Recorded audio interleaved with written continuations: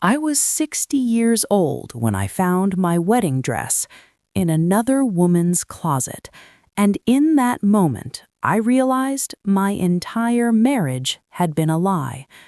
The day started like any other quiet morning. Sunlight slipped through the thin curtains of our bedroom, casting soft shadows across the walls that had witnessed 40 years of my life. 40 years of love, or at least what I had believed was love. I stood in front of the mirror, adjusting the collar of my blouse, my hands slightly trembling, not from age, but from something I couldn't quite name. Something felt off. Daniel had been distant lately. He still smiled, still spoke gently, still kissed my forehead before leaving the house, but something behind those eyes had changed, and I had learned something important in 60 years of living. When a man changes quietly, it's never for no reason. That morning, he left early. "I might be late tonight," he said casually, grabbing his keys. I forced a smile. "All right." The door closed behind him, and silence filled the house. I don't know what made me do it. Maybe it was instinct. Maybe it was years of suppressed doubt finally rising to the surface. Or maybe, deep down, I already knew. I went into the storage room, the place where memories were kept. Old boxes, forgotten photographs, pieces of a life carefully packed away. I was looking for my wedding album. I don't even know why. Maybe I wanted to remind myself that what we had was real. But the album wasn't there. Neither was my wedding dress. My heart skipped. That dress, I had kept it for decades, carefully preserved, untouched. It wasn't just fabric. It was a symbol of everything I had believed in, and now it was gone. At first, I thought I had misplaced it. Then I thought maybe Daniel had moved it. But something inside me whispered, no. That same afternoon, I did something I never thought I would do. I followed my husband. I kept my distance, watched as he drove across town, far from where he said he would be. My hands tightened around the steering wheel as he parked in front of a modern apartment building. My chest felt tight. But I didn't stop. I waited. Minutes passed, then I saw her. A younger woman, elegant, confident. She walked up to him like she belonged there, like she belonged to him. And then he smiled. Not the polite smile he gave me anymore. No, this was different. This was the smile I hadn't seen in years. My heart didn't break in that moment. It froze. I should have left. I should have driven away and pretended I never saw it. But I didn't. I walked into that building. Each step felt heavier than the last. My mind screamed at me to stop, but my body kept moving. The door wasn't locked. I don't know how I found the strength to open it, but I did. Inside, everything was beautiful, modern, clean, carefully decorated, a life that looked new. And then I saw it, hanging in the corner of the room, carefully displayed, protected. My wedding dress. The same dress I had worn 40 years ago. The same dress I thought was safe in my home. The same dress that represented my entire life with him. Now it belonged to someone else. My legs nearly gave out. I walked closer, my fingers trembling as I touched the fabric. It was real. It was mine. Behind me, I heard footsteps. "You shouldn't be here." I turned slowly. The woman stood there, calm, unafraid, like she had been expecting this moment. "Where did you get this?" I asked, my voice barely steady. She tilted her head slightly. "Because Daniel gave it to me." The world stopped. "Why?" She smiled, and that smile, it told me everything. "Because," she said softly, "he said he was ready to start a new life." In that moment, I didn't cry. I didn't scream. I didn't break. I became something else. Cold, calm, and very, very dangerous. Because they both made one mistake. They thought I was just a 60-year-old woman who would fall apart.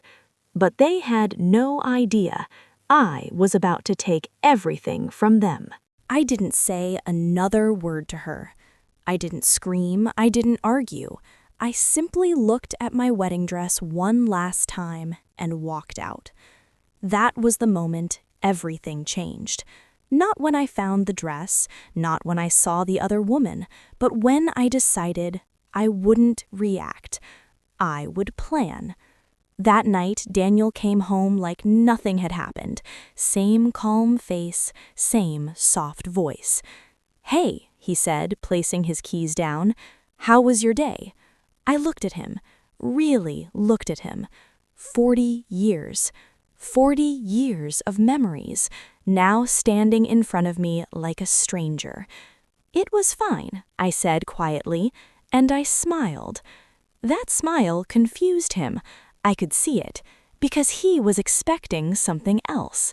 A reaction, a suspicion, a crack. But I gave him nothing, and that's when the game truly began. Over the next few days, I became someone he had never seen before. Not emotional, not reactive, just observant. I started noticing everything. The way he checked his phone when he thought I wasn't looking, the way he dressed more carefully before leaving the house, the slight excitement in his voice when he said, "I'll be late." Every detail mattered now, because every detail was a clue. One afternoon, while he was in the shower, I picked up his phone. I had never done that before, not in 40 years. But I wasn't that woman anymore. It was unlocked, and what I found confirmed everything. Messages, photos, plans. I can't wait until this is over. She suspects nothing. We'll start fresh soon. My fingers tightened around the phone. For a second, I felt something rise inside me. Anger, pain, betrayal so deep it burned. But I forced it down, because anger makes mistakes, and I couldn't afford mistakes. Instead, I took screenshots. Every message, every photo, every piece of evidence. And then I put the phone back exactly where it was. That night, I cooked his favorite dinner. I even laughed at his jokes. I played my role perfectly, because I wanted him comfortable, careless, blind. Days turned into a week, and then another. I followed him again, not out of emotion this time, but purpose. I learned her routine, her schedule, her life. Her name was Claire. She was younger, confident, elegant, and completely unaware of who I truly was.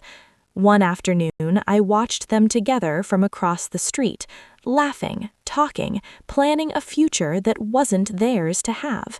And that's when I understood something important.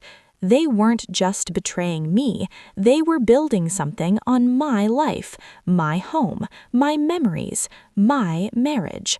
So I made a decision. If they wanted a new life, I would make sure it cost them everything. That same week, I made a call. "Hello," I said calmly. "I need to speak to a lawyer." The voice on the other end was professional. "Of course, what's the matter?" I paused, not because I didn't know what to say, but because I wanted to say it right. My husband is planning a new life, and I intend to make sure he loses the one he already has. There was silence. Then the lawyer spoke. "I think you should come in." The next day, I walked into his office, calm, composed, prepared. He listened carefully as I explained everything, the affair, the lies, the stolen wedding dress. Then I placed the evidence on the table, photos, messages, screenshots. He leaned back in his chair, studying me. "You've already done half my job," he said. I didn't smile. "I don't want half measures. I want everything." He nodded slowly. "Then we do this properly." Over the next few days, we built the case. Every document, every detail, every legal angle. But I wasn't done yet, because I didn't just want justice, I wanted them to feel it. One evening, Daniel came home looking unusually relaxed. "Good news," he said. "Things are finally falling into place." I looked at him, my expression soft. "That's wonderful," I said. He smiled. And in that moment, I knew he had no idea what was coming, because while he thought everything was falling into place, I was already pulling it apart, and very soon, everything he built on lies would collapse. The morning of the confrontation felt calm. Too calm. Sunlight filled the house the same way it had for years, but today everything felt different. Because today, it all ended. Daniel sat at the breakfast table, casually scrolling through his phone. "Big day today," he said, almost excited. I poured my coffee slowly. "I'm sure it is," I replied. He looked at me for a moment. Something in my voice must have felt different, but he ignored it. That was his biggest mistake. "Actually," I said, placing my cup down, "I was thinking we should go out tonight." He smiled. "That sounds nice." I nodded. "Yes, I think it's time we celebrate." If he had been paying attention, he would have noticed the word I used, celebrate. But he didn't, because he thought he had already won. That evening, I chose the place carefully. A quiet, elegant restaurant, the kind of place where people dressed well and watched everything. We sat across from each other. For a moment, it almost felt like the past, like nothing had changed. But everything had. "Is something special happening?" he asked. I smiled. "Yes." And then I placed a folder on the table. His smile faded slightly. "What's this?" "Open it," I said calmly. He hesitated. Then he did. I watched his face change, slowly. Confusion, recognition, panic. The color drained from his face as he flipped through the pages. Photos, messages, dates, evidence, everything. I can explain," he said quickly. I shook my head gently. "No," I replied. "You can't." He looked around nervously. "Not here," he whispered. I leaned forward slightly. "Oh, I think here is perfect." And right on cue, the lawyer walked toward our table. Daniel froze.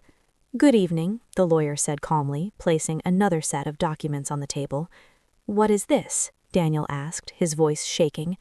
"This," the lawyer replied, "is the end of your marriage." Silence. "But not just that," he continued. "These documents also outline asset division, property rights, and legal consequences of your actions." Daniel looked at me, disbelief in his eyes. "You did this?" I held his gaze. "Yes." For the first time in 40 years, he looked afraid of me. "Listen," he said desperately. "We can fix this. It was a mistake." "A mistake," I repeated softly. "Was it a mistake when you gave her my wedding dress?" His silence answered me. "Was it a mistake when you planned a future with her while still living in my home?" He couldn't speak. And that's when I said the words that ended everything. "You didn't just betray me, Daniel. You replaced me." His shoulders dropped, defeated. "But here's what you didn't understand. I was never the weak one in this marriage." The lawyer slid the final paper toward him. "Sign." His hands trembled. And after a long, heavy moment, he did.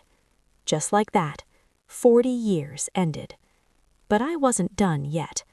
The next day, I went back to that apartment. Claire opened the door, surprised. "You," she said quietly. I stepped inside without waiting. My eyes immediately found it. The dress, still hanging there. I walked toward it slowly, ran my fingers across the fabric one last time. Then I turned to her. "You can keep him," I said calmly. Her expression changed. Doubt. Fear. And just like that, The illusion broke. I picked up my dress and walked out, for the last time.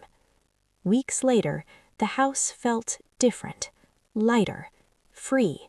No lies, no tension, no pretending, just peace.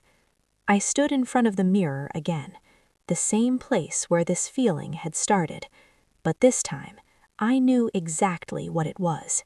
Strength, because I had lost a husband, but I had found myself, and in the end, that was worth everything.